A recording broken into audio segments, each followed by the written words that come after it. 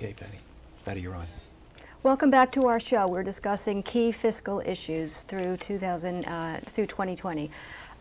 Frank, over to you. Continuing on the state issue, how big of a problem do you think educational issues are in our fiscal crisis in New York State? Well, education and health are the two biggest items that are in our state budget. If you just look at what Albany has to pay, I'd say Medicaid is number one and education is number two. However, when you add in the local cost pay for education, which is the bulk of it, education is the number one area of expenditure of state and local funding. It swamps even healthcare, I believe. Approximately $23 billion of our state budget comes from Albany for education, and approximately $35 billion comes from local property taxes. That's something in the order of $60 billion, close to $60 billion a year, about $19,000 per pupil. We have a little over 3 million public school pupils. That is number one in the nation. Occasionally we fall into second position, but normally and recently we've been number one. We spend more than any other state in the nation. Yet we come out in the middle in the rankings. We come out between number 20 and number 30 state in the NAEP test results. So that's not very impressive for that kind of shows that money expense. is not the single biggest critical factor in quality. And by the way, the only area that beats all 50 states is Washington, D.C. in spending, and they come out in last place. They come in 51st place. That's and, fascinating. So money is not, you have to have some minimal amount, but money is not the key factor. A lot of other factors that would apply. So in New York, this is a crisis. The property taxes are killing New York. The suburban property taxes in particular are the highest in the nation. And we have, I think, the most expensive counties in terms of taxes paid in the United States of America. The top counties are New York State counties, Nassau, Suffolk, Westchester, and so forth. So we've got to deal with this problem. It's a critical one. I'd be interested in hearing what George has to say. George, you want to jump in? Well, Frank hit it on the head.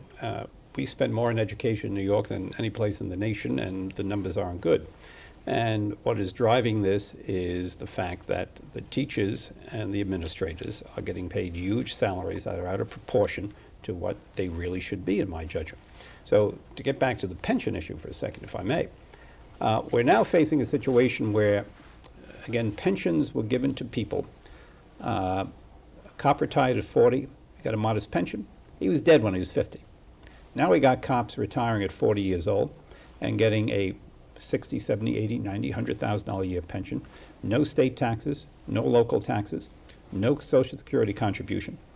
And they live longer. And they live longer. And so the system can no longer sustain itself. When it comes to the field of education, teachers coming out and superintendents coming, we have superintendents of Long Island coming out with a $250,000 pension. So what is happening?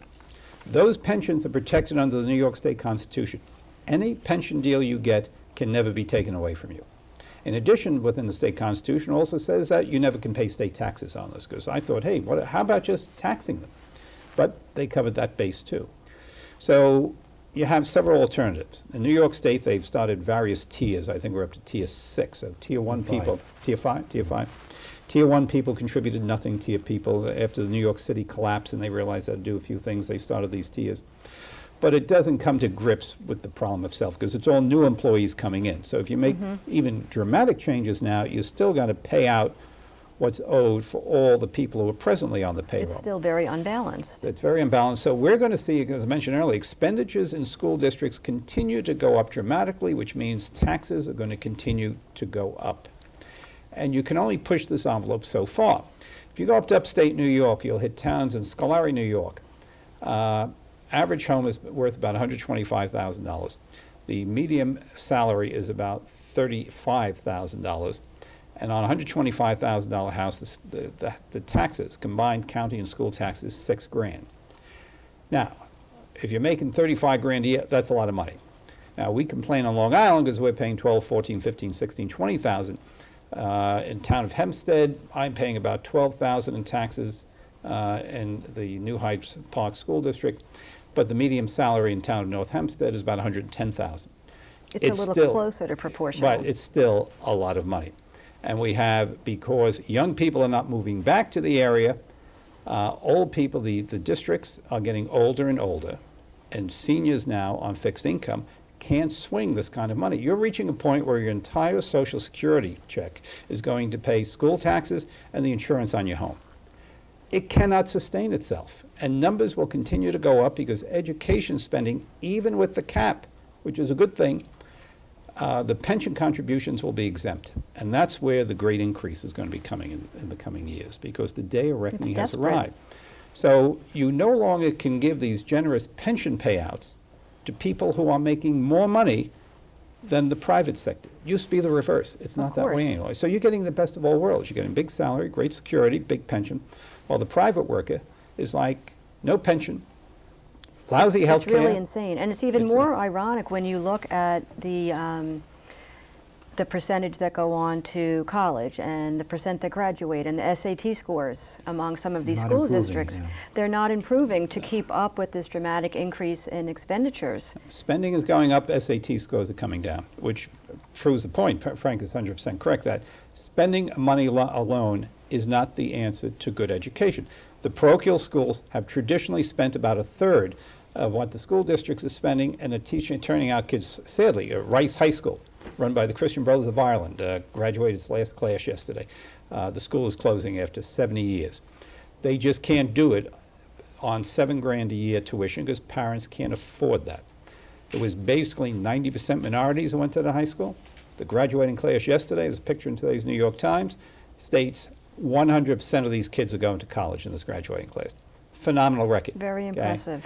And it's closing because you just can't do it anymore.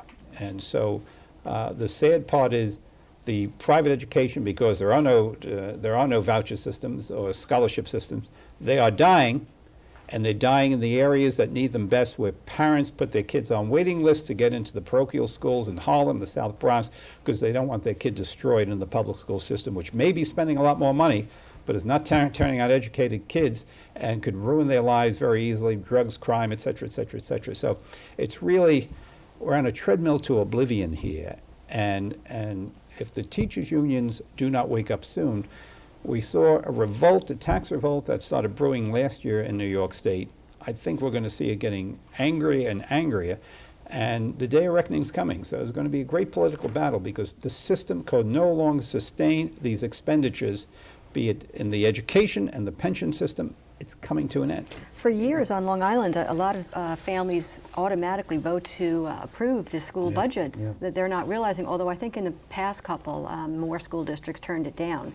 So maybe the word's getting out a little bit. Not really, because the turnouts are so low, Patty. They're like 15%, that's- 20% turnout. So the system is designed to pass school budgets, which is killing people, fiscally. They can't afford these taxes. The school taxes are 60 to 65% of the total property taxes. But the two biggest areas, education and healthcare. Healthcare to me is much more complicated, a lot more difficult to resolve in my judgment. Education, the solution, and George was getting at it, is so obvious. We're spending relatively simple. $60 billion a year, roughly, in New York State to educate our 3,100,000 or so public school students, 19,000 per pupil. $60 billion when you think about this money. Our total budget's, I think, $130 billion. So it's almost, well now, of the 60 billion, 23 or 24 billion comes from the state. The other 60% of it comes from local property taxes, the school taxes. But it's still a tax that's paid by the people in the form of income taxes or property taxes. 20 years ago, the New York State Senate asked Ron Lauder of Estee Lauder Corporation, the cosmetic company. They appointed Ron Lauder and a committee to look at how New York State could solve its fiscal crisis in the early 90s. It was a committee set up, they called the Committee on Privatization, Commission on Privatization. And they looked at a number of areas, airports and roads and subways and railroads and so forth. And then they printed their results in the New York Times, November 24th, 1991. It was You just happen to remember Oh, that. I never forget it. It was a full-page ad in the New York Times, and Newsday, and a lot of papers. And they had all their conclusions and recommendations to the New York State Legislature, done at the official request of the New York State Senate. The number one recommendation, back in 1991, When it was far less desperate. right, it was critical, but not as critical as today, was in the area of education.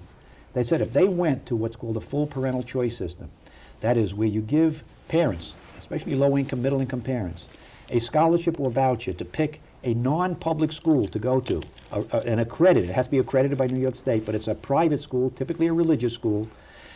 If you went to that approach, we would have saved, back 1991, $4 billion a year.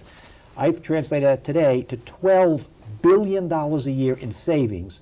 That would make most parents, especially African-American parents, Hispanic parents, poor white parents, middle-income parents, very, very happy to give them some flexibility so they're not obligated to pick the school in That their happens to be closest to them. Right, They they would could- pick the best school. for their children, and would reflect their dress code, their behavior characteristics, their discipline characteristics. And it would drive up competition with And the force public the other schools. public schools to improve.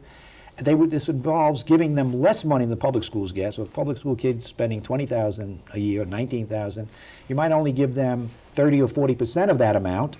That's where the savings comes in. But we're talking about saving $12 billion out of $60 billion. That's a 20% reduction while you're helping poor and middle income parents. You're encouraging the public schools that'll have more money per child that remains, more money per pupil left, because they're only losing a fraction of the money they would normally spend on that pupil. They're giving away 30 or 40% of it. The rest they keep, and they don't have the pupil anymore. So they could spend it on the remaining pupils or give it back to the taxpayers. It's good all around. Everybody wins. But it was their #1 suggestion, and nothing happened. The teacher unions are so powerful in New York State. And the ones most disgusting on this, in my view, are the Democratic assemblymen, Sheldon Silver and those people who are kowtowed to the teacher unions, even though they're elected, many of them African-American, Hispanic assemblymen and senators, elected by African-American and Hispanics who want to be able to pick the school of their choice. They're voting for assemblymen and state senators who don't support them on it and who say, no, we're going to force you to go to the public schools where you got to pay Even though, ironically, they're choosing the parochial schools themselves That's for their own right. kids. And the urban poor want school choice. They're the ones that are suffering. And they're voting for people who won't give it to them because they're putting the teacher unions above the interests of the urban poor. It's a disgusting thing. I'm hoping that the urban poor wake up and realize what the heck they're going on, because they don't want their kids to be given affirmative action benefits, in other words, preferential treatment and getting into Right, college. it's all phony. They just want good As educational soon as it's opportunity. explained to them, they want the voucher They want it. program. They want to be able to pick the school that's best for their child, but they're voting for liberal Democrats who oppose that, who favor the holding it teacher up. unions instead. George, now what about the national front on the educational issue? Well, the moral of the story is here, the whole mentality on a national level, a state level, is that the answer to our problems is more money. If you listen to Paul Krugman of the New York Times, or read his column, if you have the patience, do that, or listen to him on ABC News every other couple of weekends. It's always his more money. answer is more money. Well, how come the stimulus don't work? Not enough money. What about this? Not enough money. How come kids aren't? Not enough money. So it's been a mindset since the days of the Great Society in the 60s That must be the problem. answer to all problems is money. And the numbers show something specifically different. It's very difficult to deal with the national level because, on the one hand, if we demand national standards, we may not like the standards that are being forced down our throat. So, I take the position that if there is going to be federal funding to money, it should be in block grants and let the states and localities choose how they want to use that money. I'm concerned about a Department of Education that suddenly will put out a catechism of general set of rules of how you're going to educate your kids, and we may not like it. And considering the present crew that are in Washington, I'm sure we won't like it. So we got to be very careful. I happen to subscribe to the approach that when it comes to Medicaid, which is bankrupting the state, the federal government should give block grants to the state of New York and give us more flexibility in the kind of programs we have. When you take a look at education in New York State, we're spending more than just about every state in the nation. When you look at Medicaid, we are spending more than Texas and California combined. And California is not exactly a Small state. a small state or a red state, but we're spending all that more. So if you get more flexibility to control it, and if you get dollars from the federal government, I'd rather us decide than them decide for us. So it's a very difficult situation and how we approach this, because even point. Republicans come up plans, let's have a national education plan. Nah, I'm not crazy about that, because anybody can come and change it, and then you're stuck. And then they hold back the dollars. So it could add to greater problems in the long run. So it's a very, got to be very careful here on what we do Do with you the want to feds. respond to that? And Yeah, how has you know, President I Obama know. addressed this, if at all? President Obama, you would think, the first African-American president we've ever elected, And what does he do? In D.C., we had what was called the Opportunity Scholarship Program that the Republicans put in the early 2000s. It gave poor parents in Washington, D.C. a scholarship to pick a school of their choice, the school choice I was talking about. It cost less than what the D.C. students were getting in the public schools. They were spending, you know, much higher figures there, about $17,000, $16,000. These scholarships were about half that, or considerably less. So it cost the taxpayers less money. The parents were ecstatic. They had to go through lotteries to get picked to go to the school. They limited to a certain percentage of the students that could opt out of the public schools and go to a private school of their choosing, getting half the money. And yet, who stops the Opportunity Scholarship Program that benefits primarily African American residents of D.C.? Barack Obama and his Democratic friends in the Congress. Why did they do it? Simple reason. A lot of people might wonder, why would he do that? Because Barack With all the Obama had to benefit. choose between the urban poor, African Americans in D.C., and the teacher unions, the NEA and the National Education Association, the American Federation of Teachers, the two teacher unions. He had to choose between them. And the Democrats had to choose between the NEA and AFT on the one side, Even after or the several- urban poor, of which he's a member of the African American community, but and then to show what a phony he is. I mean, I hate to say this, he's got some good points, Barack, but a real phony on this. He has two daughters, two lovely daughters. Does he send them to the D.C. public Perfect schools? example. No, he sends them to some fancy private school in D.C. at a cost of $56,000. Now it's probably $60,000 per He year. can afford that. He The can afford average it. Washington, D.C. parent can't afford And that. he tells his fellow African American parents in D.C., yeah, I can afford it. I'm sending my daughters to this ritzy school. But you have to be Stidwell's stuck. Academy, I think it was called. You're going With to have the to public be school stuck in the and we're going to make the taxpayers pay more, because if you pick the private school, we only have to give you $8,000 a year. If you pick the public schools, we have to spend twice as much. So he screws the taxpayers, he screws the urban poor, his fellow African Americans, because he's not affected. He's sending his kids to that ritzy private school. So on that issue, Barack Obama was a disgrace. That was not publicized enough in the mainstream No, media, and I especially don't know- after yeah. several years of the program running successfully. And do the African American people realize it? I mean, I don't know if they know what's going on here. Yeah. I mean, it's the Republicans that gave them that school choice. So That's a good point. That's Yeah. a good point. Well, let's move along to healthcare costs, which we touched on a little bit. George, how much of a problem are healthcare costs in the state, and what do you see as the solution? Well, the great problem in the state of New York is Medicaid, where more and more people are getting to Medicaid, and the costs are going up dramatically. And as a result, the budget of the state of New York is driven by it. The number is about $44 billion this year, or $46 billion. And worse than that, county governments still have to pay, although there's a cap, basically paying 25% of the share. So that's what we call an unfunded mandate. In Erie County, New York, which is basically broke, every dollar collected from the property taxes goes to pay their Medicaid contribution. That's a fact. The mayor of Buffalo had the same problems, because he gets, all this money that's being taken from. The mayor of Buffalo several years ago called for the dissolution of the city of Buffalo because he couldn't figure out how to do it anymore. Erie County, the county executive there says, who's been trying to do a very credible job, he says, we're out of money, if it snows, this is before we got to shovel snow or do anything, all this money's going through here. So as a result, there's scores of other taxes, but these are unfunded mandates. So the state of New York is willing to give away the store in terms of Medicaid. Counties have no choice in this. Their numbers go up every year, which means their property taxes have to be pushed up every year, or cuts have to be made. So it's just really a treadmill to A vicious oblivion cycle. where it just doesn't stop. So what has to be reviewed is the unfunded mandates to states. If you're going to have to local governments, county governments in particular, if you're going to have a cap, which the governor agreement was made, it's being passed into law, that's a great thing. But there has to be part two to it. You got to review all the state mandates, unfunded mandates, because local governments are being whacked on these, and they have no choice in the matter. So it's very easy for Albany to say, yeah, we'll vote for that because we're going to stick And then this it's guy down forced here on with them. it. And it's forced on people. So that is a major issue there. The other thing is, and we're not going to see until Obamacare kicks in my company, we give Cadillac insurance to our employees. In 2 years from now, if all remains the same, we're going to be taxed for giving our employees Cadillac healthcare insurance. That to me is absurd, but that's what Obamacare is. In other words, they want everybody to have lousy health care insurance.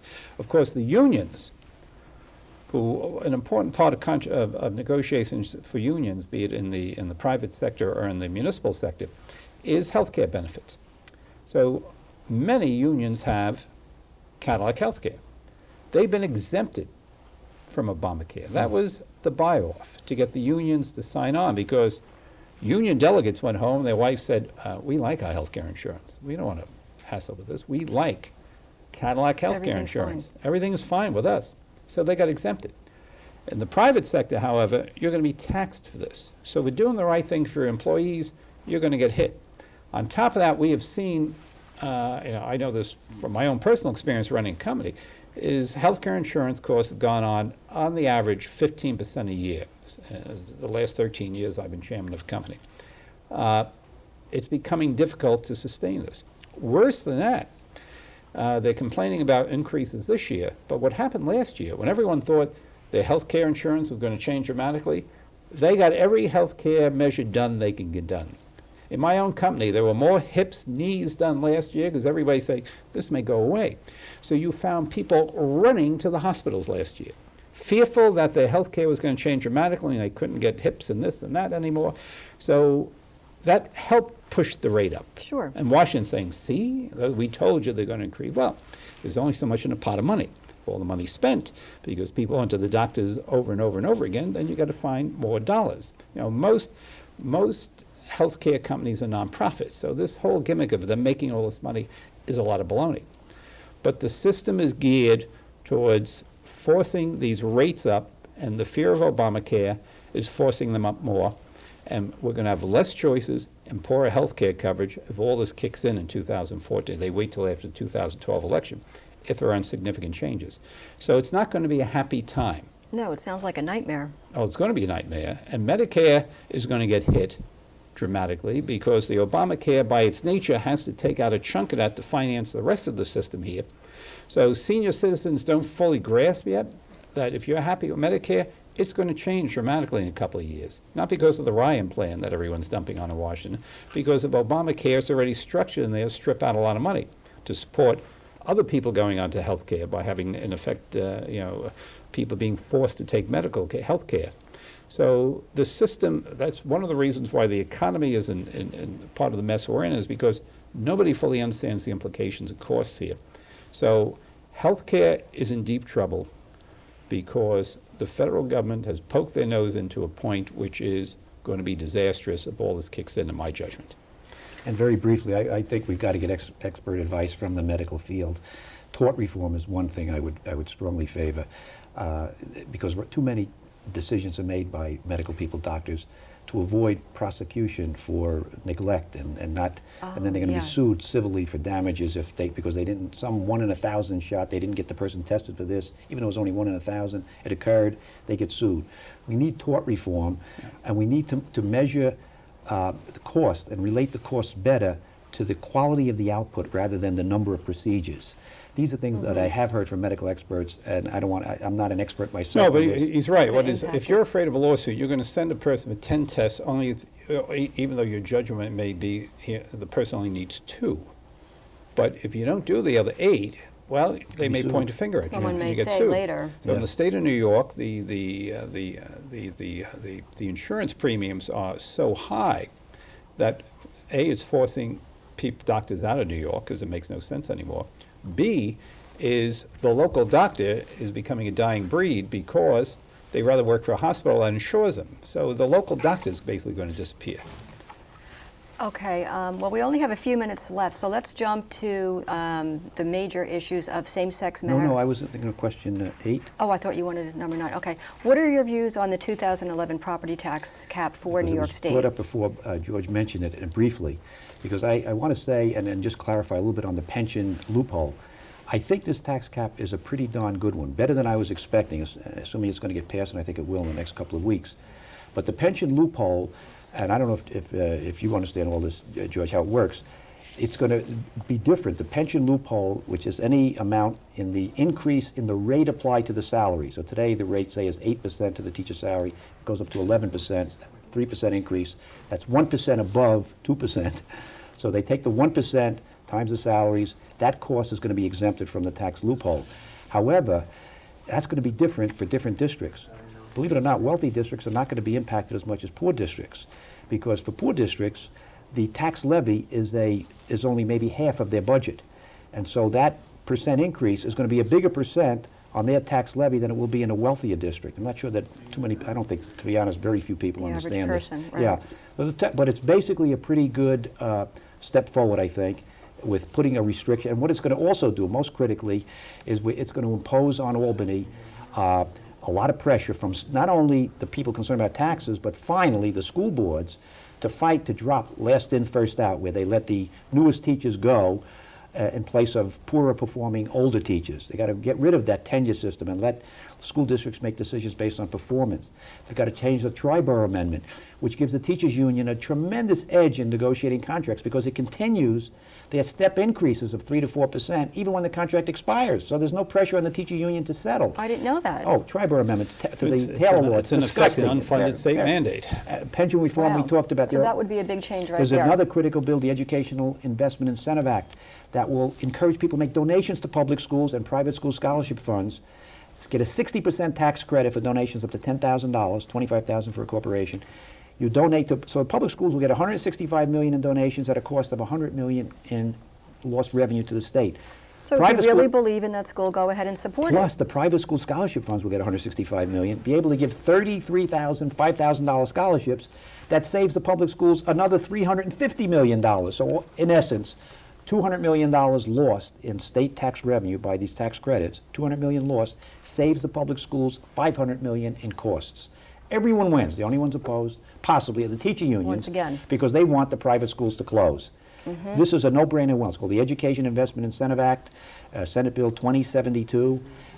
We've got to keep moving on these things. That's very important. George, briefly, do you want to comment on that? No, at the end of the day, what we're talking about in the educational system is that this cap forces school districts to reassess their expenditures. It's going to force them to come back to reality. And secondly, as I said earlier, part two is school districts are going to have to go to Albany and say, listen, you have to relieve us on some of these mandates, like the Triborough Amendment, some of the others. So it's not a perfect system. At 2.5% in Massachusetts, a very liberal state, it worked up there. And the quality of education is even superior to the state of New York. So it's a terrific first step. It's not perfect, but I think it's great. Considering what the state is, this is a very good victory for the people of the state of New York. That's right. Well, it's good to be able to end on a note of optimism because there's so many areas where it looks very bleak and there doesn't seem to be much that can be done to impact the situation. We have just 1 more minute, so Okay, yep. do you want to just briefly recap? Well, and a couple of suggestions on Social Security. Again, and I'm a Social Security recipient. We've got to give something up. I would say they should raise retirement age maybe to 69 perhaps. Again, I don't get impacted by that, but what my group, the current retirees, should take a reduction in the increase. We get an increase equal to the CPI every year. I think it should be CPI minus 1%. Just reduce our annual increases by 1%, inflation minus 1%, and that will That would save help over a 10 lot years, right there. 10%, yeah. Okay, we have to conclude now. I want to thank you, gentlemen, Frank Russo and George Marlin. Thank you for being our guest tonight, and thank you for joining us. If you want more information on United New Yorkers for Choice in Education, please call 516-292-1224. It's P.O. Box 4096, Hempstead, New York, 11551. Or this organization, the American Family Association of New York. The website is www.afany.org. Thank you and good night.